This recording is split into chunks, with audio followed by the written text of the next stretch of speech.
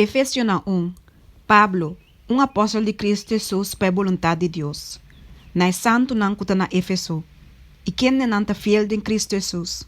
Graças seja com vos e paz de Deus nos tata e de Senhor Jesus Cristo.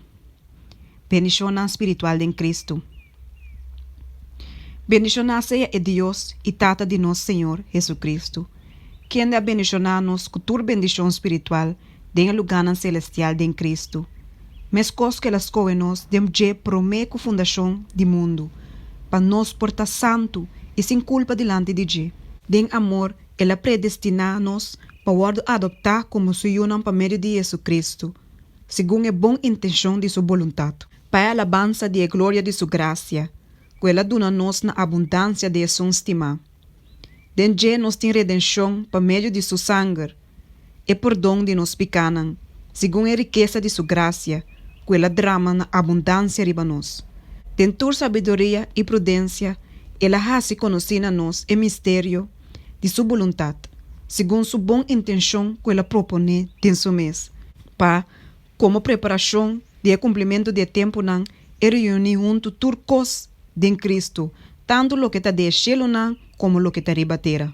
Denje também nos obter uma herência, sendo predestinada conforme o propósito de Jesus que obra turcos, segundo o consejo de sua vontade. Para nós, com a confiança em Cristo, promete portar para a alabança de sua glória. Denje vos a confiar também, depois de ter a mensagem de verdade, e evangelho de vossa salvação, de quem também, depois de querer vos a sellar com o Espírito Santo de promessa, quem está a garantia de nossa herência, te na redenção de possessão de Deus, para a alabança de sua glória. Agradecimento e oração.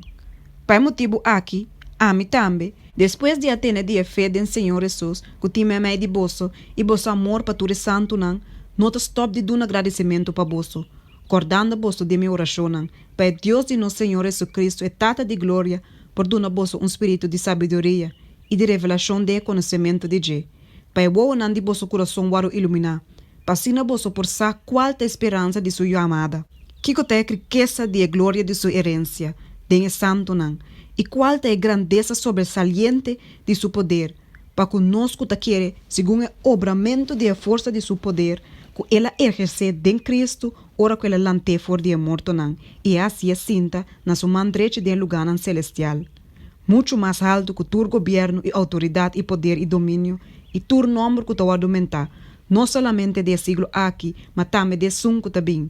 E ela somete turcos bau de sua pianang, e a duna é como a cabeça riba turcos na igreja, qual ta sua culpa, e plenitude de sun que ta llena tur dentur.